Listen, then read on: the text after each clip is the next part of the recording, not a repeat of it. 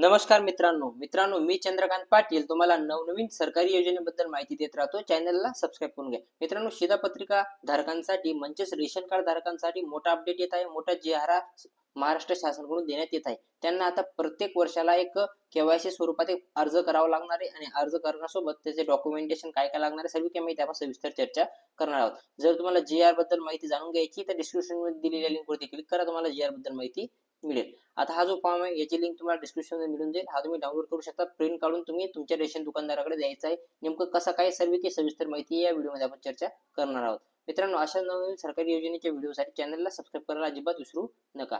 तर ह्या फॉर्म मध्ये तुम्हाला इथं पाहायला मिळतं शिधापत्रिका धारकाचे छायाचित्र, म्हणजे ज्याच्या नावावरती तुमचं रेशन कार्ड आहे, एका व्यक्तीच्या नावावरती रेशन कार्ड असतं त्या व्यक्तीचा इथं फोटो लावायचा आहे, पासपोर्ट साईज फोटो.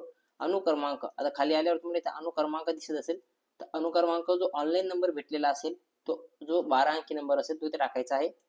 टाकल्यानंतर तुमच्या गावाचं नाव इथे टाकायचं, इथं तालुक्याचं नाव टाकायचं, इथं जिल्ह्याचं नाव हे टाकायचं आहे. आता तुमचं रेशन कार्ड ज्या व्यक्तीच्या नावावरती त्याचं नाव टाकायचंय. जसं रेशन कार्ड वरती असेल सेम टू सेम तसं आडनाव त्याच्यावरती पहिले हित, म्हणजे उदाहरणार्थ जर ना पगारी असेल तर ना पगारी पहिले, मग नंतर ते पुढचं नाव येणार आहे. त्याची रेशन कार्ड धारकाची वय काय आहे ती वय टाकायचे. नागरिकत्व म्हणजे भारतीय टाकायचे. व्यवसाय करतो की नोकरी करतो हे टाकायचं. इथं तुम्ही इथं व्यवसाय करत असाल तर व्यवसाय, नोकरी करत असाल तर नोकरी, मजुरी करत असाल तर मजुरी इथं तुम्ही टाकू शकतात. व्यवसायाचा पत्ता इथं टाकायचा आहे. या साईडला इथं व्यवसाय करत असाल तर नसेल तर हा जागा, हा जो फॉर्मेट आहे हा कॉलम कोरा सोडून द्यायचा. इथं काहीच टाकायची आवश्यकता नसणार आहे. शिधापत्रिकेचे अनुक्रमांक इथे टाकायचा आहे.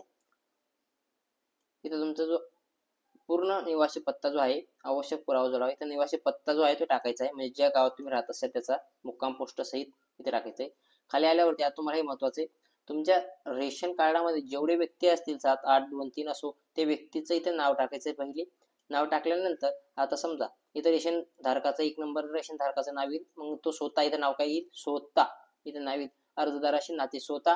आता जर रेशन धारकाचा मुलगाचं नाव इथे टाकलं तर इथं नाव येईल मुलगा, मुलीचं नाव टाकलं तर ते मुलगी, आणि जर सूनचं नाव टाकलं तर इथे येईल सून, नातूचं नाव टाकलं तर इथे येईल नातू. आणि स्त्री आहे का पुरुष इथे टाकायचे. वय टाकायचे आहे, त्याची वय किती हल्लीला. युनिट तुमचे रेशन कार्डवरती लिहिलेले असतात, युनिट टाकायचं, इथं भारतीय टाकायचं आहे.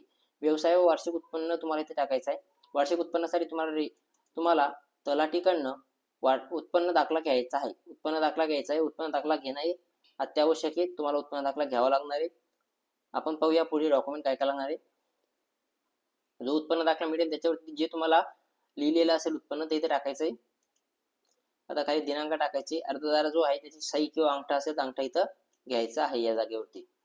आता सोबत तुम्ही इथं डॉक्युमेंट जोडू शकतात. सहसा मी सांगतो तुम्हाला इथं आधार कार्ड जोडायचंय. आता तुमच्या रेशन कार्डावरती जेवढे काही लोक असतील तेवढे सर्वांचं आधार कार्ड इथं जोडून द्यायचे. आधार कार्ड जोडल्यानंतर तुम्हाला इथं रेशन कार्डची एक झेरॉक्स जोडायची आणि हा जो अर्ज देतोय मी तो अर्ज जोडायचा आहे. आता खाली आल्यानंतर तुम्हाला एक पोचपावती मिळणार आहे. ही पोचपावती सुद्धा, याची सुद्धा प्रिंट काढायची. इथं तुम्हाला शिधापत्रिका धारकाचे नाव, शिधापत्रिका क्रमांक, पत्ता टाकायचा आहे. आणि हा अर्ज तुम्ही जर तुमच्या तलाठीकडे सबमिट करत असाल तर तलाठीची सही आणि स्वाक्षरी घ्यायची, म्हणजे तुम्ही पोचपावती तुम्ही अर्ज दिला आहे याच्याबद्दलची ही तपशील राहणार आहे, तुमच्याकडे सांभाळून ठेवायची. जर रेशन दुकानदाराकडे देत असाल तर रेशन दुकानदाराचा सही आणि शिक्का इथं घ्यायचा आहे, म्हणजे जेणेकरून तुम्हाला हे दिलेले आहे हे समजण्यात येईल. मित्रांनो, याच्यासोबत तुम्हाला कुठे कुठे डॉक्युमेंट जोडायचं हे मी सांगितलंय. आशा करतो तुम्हाला व्हिडिओ समजला असेल. सोपा व्हिडिओ आहे. याची जी प्रिंट आहे ही प्रिंट तुम्हाला डिस्क्रिप्शन मध्ये मिळून जाईल. तुम्ही डिस्क्रिप्शन मध्ये डाउनलोड करून ही प्रिंट काढू शकता आणि व्यवस्थितरित्या भरायचा आहे. त्या व्हिडिओमध्ये एवढंच. भेटूया पुढच्या व्हिडिओमध्ये. जय हिंद, जय महाराष्ट्र.